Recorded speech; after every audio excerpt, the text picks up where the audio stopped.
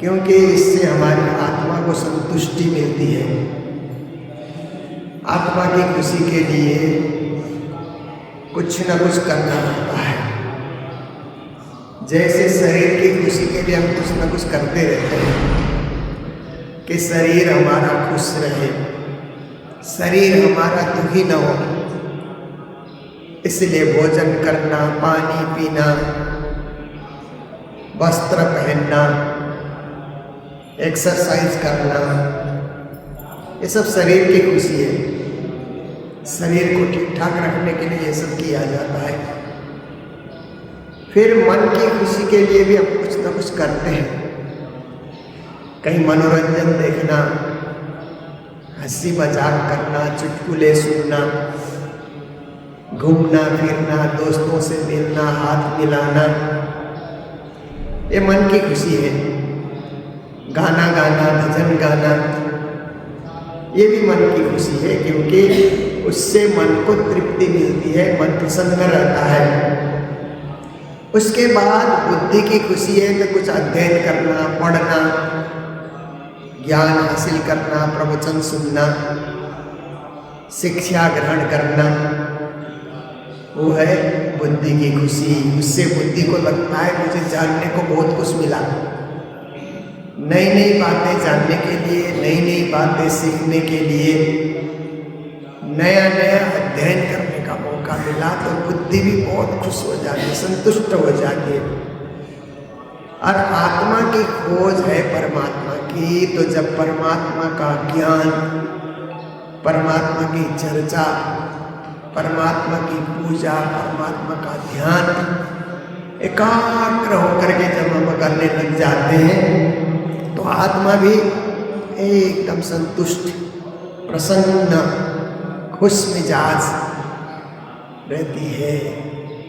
इसके लिए हमें आत्मा की खुशी के लिए भी कुछ ना कुछ करना ही होगा, क्योंकि आत्मा है तभी तो हम जिंदा हैं। आत्मा निकल जाए तो शरीर के कोई अंग कार्य नहीं करते हैं, सब निष्क्रिय हो जाते हैं, सब ठप, सारा काम ठप हो जाता है आत्मा निकलने के बाद। और जब तक आत्मा है हम श्वास भी ले रहे हैं और शरीर में हृदय की गति, हृदय की धड़कन भी चल रही है, शरीर में रक्त संचार, ब्लड सर्कुलेशन भी हो रहा है और सब कुछ हो रहा है, दिमाग में सोचने की शक्ति भी है, सब आत्मा दे रही है। आत्मा गई तो सब काम वहीं का वहीं खत्म हो जाता है। इसलिए आत्मा तत्व को जानना और आत्मा को संतुष्ट रखना, आत्मा को खुश रखना और आत्मा को हमेशा हमेशा साधते रहना, इसके लिए हम लोग वाणी सुनते हैं, वाणी गाते हैं, वाणी चर्चा में संलग्न होते हैं, रोज पारायण पढ़ते रहते हैं, चौपाइयाँ पढ़ते रहते हैं, ताकि हमारी आत्मा को खुराक मिले। तो देखिए, दीपावली का पर्व, हिंदू समाज पर्वों का समाज है ना। हिंदू समाज में बहुत सारे पर्व आते हैं। ऐसे तो आप देखिए ईसाई समाज में भी उनके पर्व आते हैं, मुस्लिम समाज में उनके पर्व आते हैं, वो लोग भी मनाते हैं, रमजान और बहुत कुछ वो लोग मनाते हैं। ईसाई हैं तो ये क्या है कि ईसा मसीह का जन्मदिन मनाते हैं, क्रिसमस डे मनाते हैं और ये गुड फ्राइडे करके मनाते हैं, उनके अपने अपने हैं। इसी तरह यहूदी धर्म में, पारसी धर्म में और हमारे हिंदुस्तान के ऊपर बौद्ध धर्म में, जैन धर्म में अपना अपना पर्व है। पर दुनिया में पर्वों का संकलन किया जाए तो हिंदू धर्म में सबसे ज़्यादा पर्व है। पर्व ही पर्व, 365 दिन है तो 365 पर्व आ जाएंगे। हर रोज कोई न कोई पर्व है, हर रोज कोई न कोई उत्सव है, हर रोज कोई न कोई खुशी है। तो इसमें दीपावली आप देखिए, ये भी बहुत बड़ा पर्व है। आप देखिए, दीपावली का पर्व केवल हिंदुस्तान में मनाया जाता है ऐसी बात नहीं है, नेपाल में भी उसी तरह मनाया जाता है।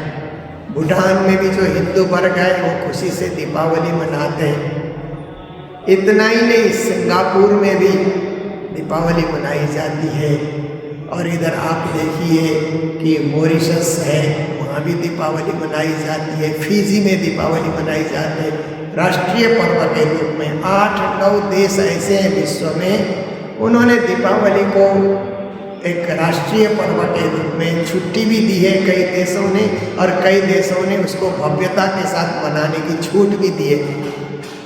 कई देशों ने देखिए ये नवरात्र आते हैं ना, नवरात्र को भी बड़ा पर्व मान करके विदेशी लोग भी नवरात्र की उस डांडिया में, रास में, गरबा में सम्मिलित हो जाते हैं। उनको भी खुशी होती है हिंदू पर्वों को देख करके, हिंदू उत्सव को देख करके। तो इधर सूरीनाम जो साउथ अमेरिका है, सूरीनाम इत्यादि देशों में भी इसको मनाया जाता है। यूएसए में भी बहुत सारे, इंग्लैंड में, कनाडा में, ऑस्ट्रेलिया में, बहुत सारे देशों में ये पर्व मनाया जाता है। और हमारे गल्फ कंट्री में भी, दुबई, कतार में रहते हैं सुंदर सा हिंदू समाज, वे भी अपने अपने ढंग से अपने घरों में उसको मना लेते हैं। तो ये पर्व अंतर्राष्ट्रीय पर्व बना, इंटरनेशनल इवेंट के रूप में ये पर्व प्रसिद्ध हुआ। ये हिंदू धर्म एक विश्व गुरु बन रहा है, इसकी एक पहचान है। इसी तरह होली को भी सब लोग मनाते हैं, बहुत देशों में होली का पर्व होता है। हिंदुस्तान से अबीर गुलाल बहुत देशों को भेजा जाता है एक भाईचारे के रूप में। तो देखिए प्रणामी परंपरा में ये दीपावली उत्सव का क्या महत्व है।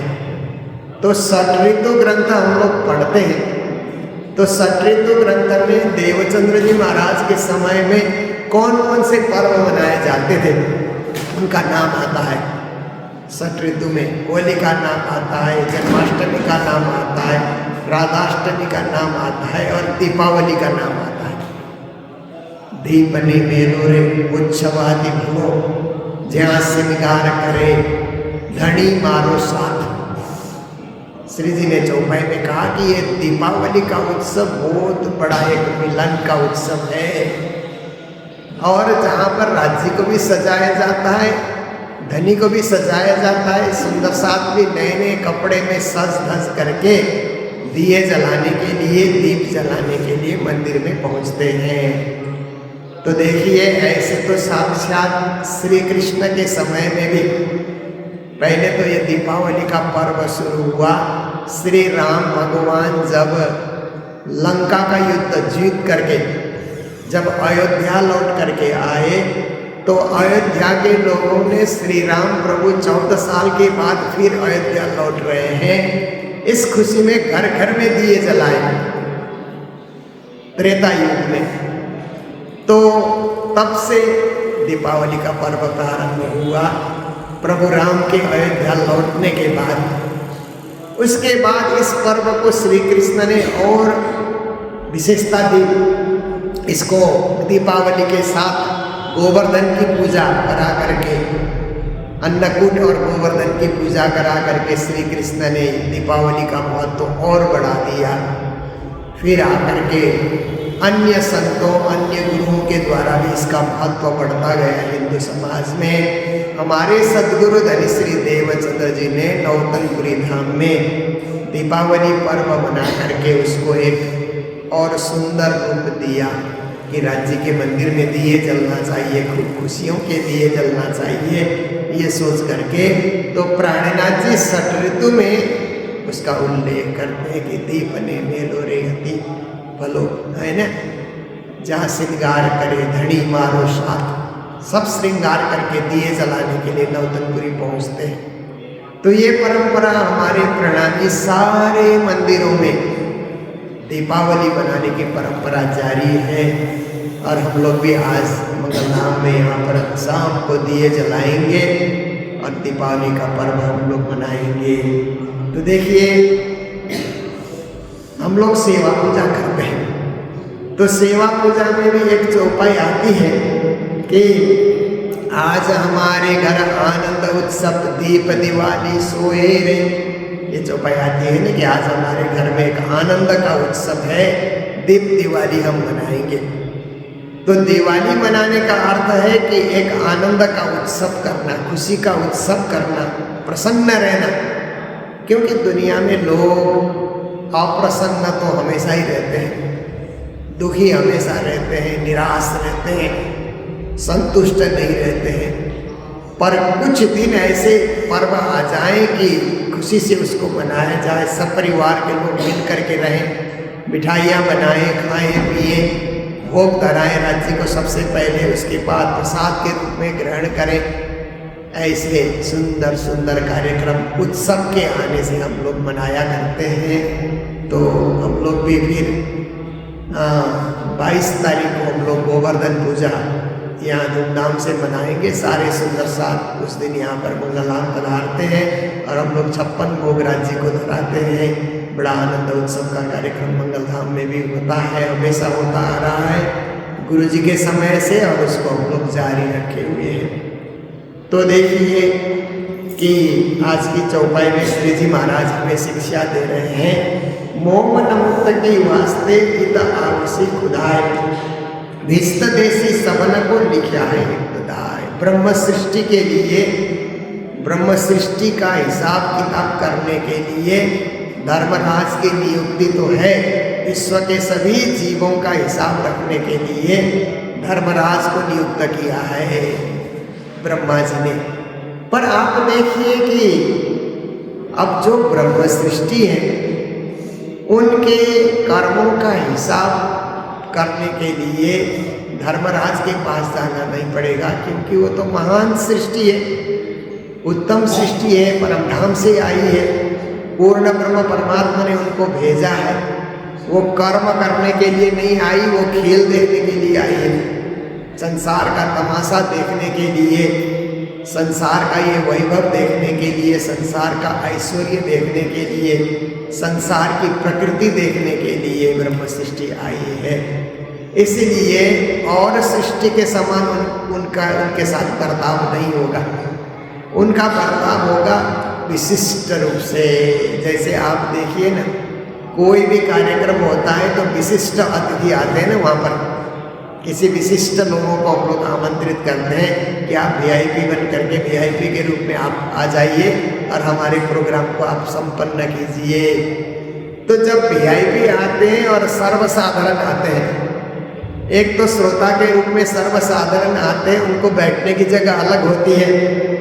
जो VIP लोग आते हैं उनका अलग से ट्रीटमेंट, उनके लिए अच्छे अच्छे सोफे लग जाते हैं और उनके लिए चाय पानी की व्यवस्था भी अलग से हो जाती है। ये दुनिया की रीत है, क्योंकि वो VIP हैं, वो मान्य लोग हैं, सम्माननीय लोग हैं, इसीलिए उनका आदर और सत्कार होना चाहिए। ये व्यवस्था के अंतर्गत ये सब चीज़ें होती है। तो ऐसे ही दुनिया में ब्रह्म सृष्टि आई है, तो ब्रह्म सृष्टि का स्वागत, ब्रह्म सृष्टि का सम्मान, ब्रह्म सृष्टि का आदर, और ब्रह्म सृष्टि ने जो भी दुनिया में आकर के कार्य किया उनका लेखा जोखा और उनको फिर परम धाम में लौटाना, ये कार्य स्वयं राज्य महाराज जी करते हैं।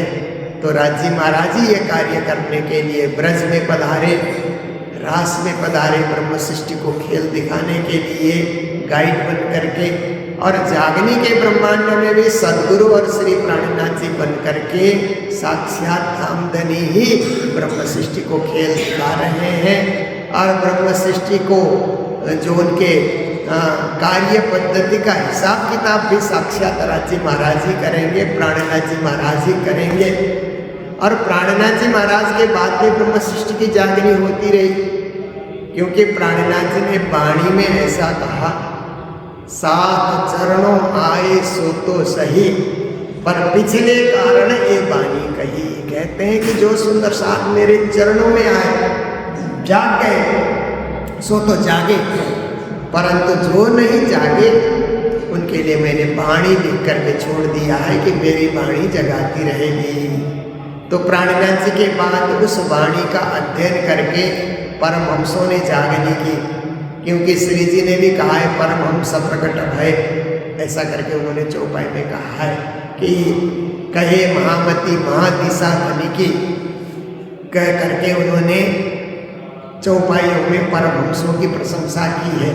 तो ब्रह्म सृष्टि को ही परमहंस कहा जाता है। उन्होंने आकर के जगह जगह जागनी करके राज्य का संदेश दिया। ये भी राज्य के ही जोश से सब कार्य हुआ है। तो श्री जी महाराज कहते हैं परमात्मा ही आकर के ब्रह्म सृष्टि का और ईश्वरी सृष्टि का हिसाब किताब करेंगे। भीष्ट देशी सबन को उस समय ब्रह्म सृष्टि की सेवा करने वाले, ईश्वरी सृष्टि की सेवा करने वाले भी खाली नहीं जाएंगे। जैसे आप देखिए कि कोई महाराज की पधरावनी होती है, कोई महंत की पधरावनी होती है, तो महंत के साथ हजूरी लोग भी साथ में आते हैं ना। महंत के जो सेवक गण हैं वो भी कभी 1, 2, 3, 4 या उनके साथ गाने वाले भी होते हैं, सेवा करने वाले भी होते हैं, ये सब भी साथ में चलते हैं, एक झुंड के रूप में चलते हैं।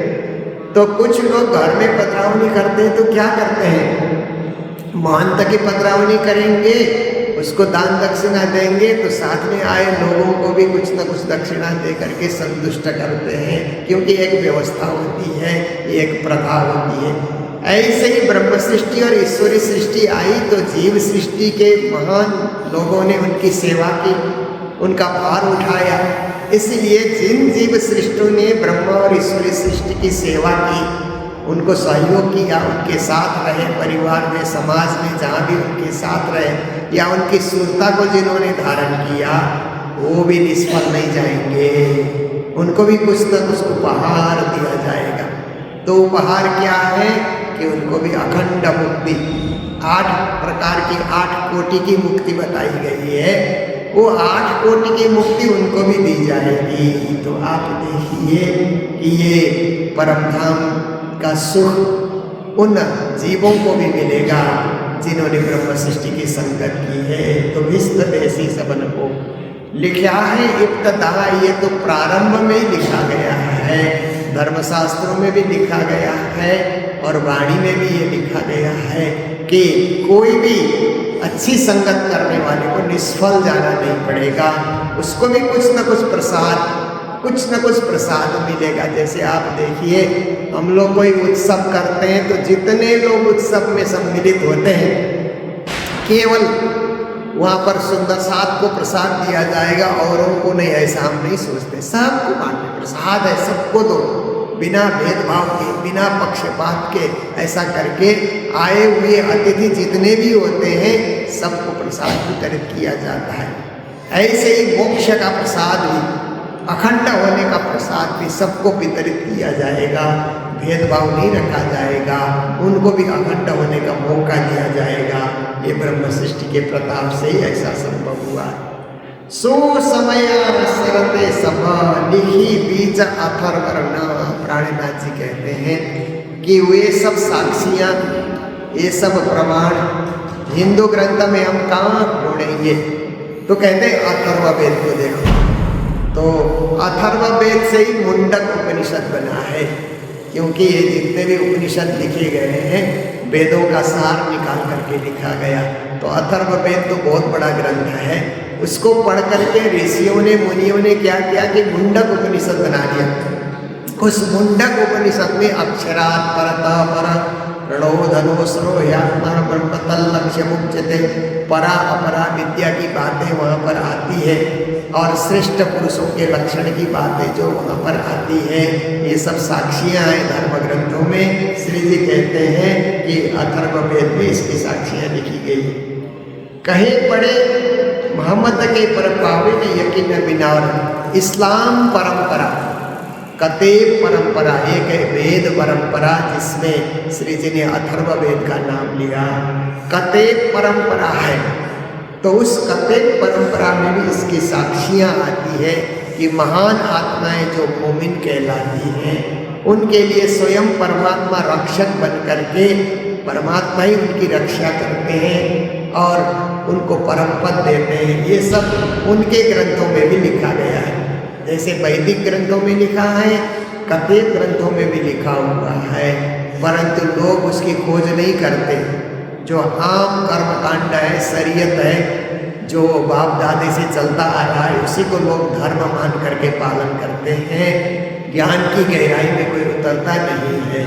कोई उतर करके देखे तो महान आत्माओं का लक्षण एक होता है और महान आत्माओं का कार्य कर्तव्य एक होता है, और महान आत्माओं को परमात्मा कैसे उनको रक्षा करते हैं और उनको कैसे ये संसार की सृष्टि में उनको परिभ्रमण कराते हैं, ये सारी बातें संक्षेप में और सांकेतिक रूप में उल्लेख किया गया है, जिसको खोजी करने की जरूरत है।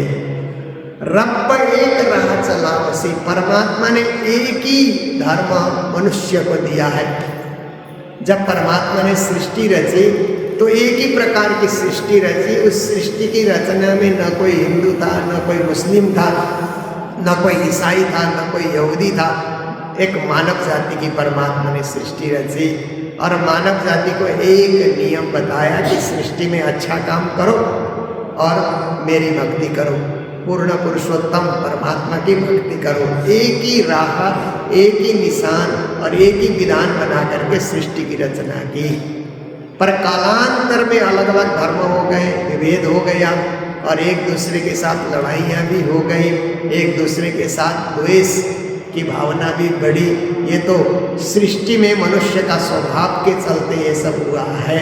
पर परमात्मा ने मनुष्य जाति को एक ही धर्म दे करके भेजा है, वो है मोक्ष धर्म। देकर अपना इल्म, अपना ज्ञान भी उन्होंने मनुष्य को दिया कि मोक्ष धर्म के अभिलाषी बन करके रहो, मुक्ति के अभिलाषी बन करके रहो। करसी कायम सबन को, क्योंकि परमात्मा चाहते हैं कि सब मोक्ष को पाए, सब लौट करके परम धाम को आए, मोक्ष धर्म के अन्वेषक बने, ये परमात्मा की इच्छा है। अपना चलाए हुक्म, इसलिए परमात्मा अपने हुक्म के द्वारा सृष्टि में संदेश भेजते रहते हैं, हुक्म के स्वरूप संदेश लेकर के आते हैं। और सभी धर्म ग्रंथों में एक सी बातें लिखी गई है, परंतु मानने वाले अपना अपना अर्थ लेकर के और अपने अपने खींचातानी को लेकर के, अपने अपने स्वभाव को लेकर के उसकी परिभाषा किया करते हैं। पर वास्तविकता आप देखिए, धर्म ग्रंथों में जो कर्मकांड लिखा गया है उसमें मतभेद है। अलग अलग धर्म ग्रंथों में अलग अलग कर्मकांड है।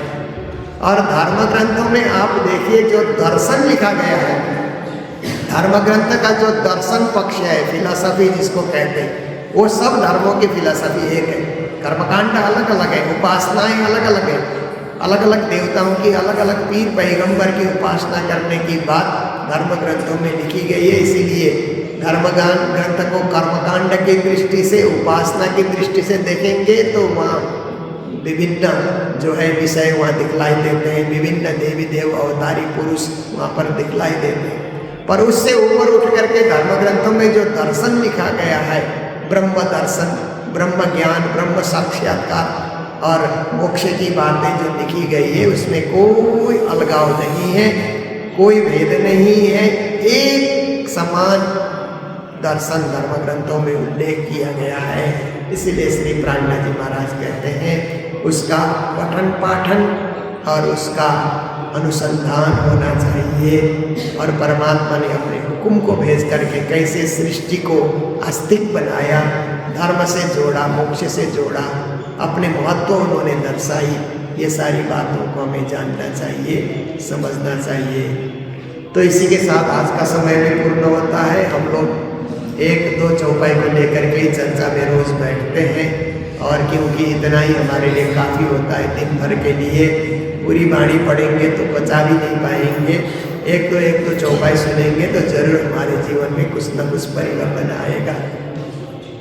तो आज के दिन हमारे बीच नेपाल से भी बहुत सुंदर साथ आए हुए हैं, और दुबई से हमारे केतन जी, जिग्ना जी और उनके पुत्र सारंग जी आए हुए हैं। दुबई में अप्रैल में जो बहुत बड़ा 108 पारायण का कार्यक्रम हुआ था, इसका आयोजन इन लोगों ने ही मिलकर के किया था, जहाँ हम सभी गुरुजनों को जाने का, उपस्थित होने का हमें अवसर मिला था।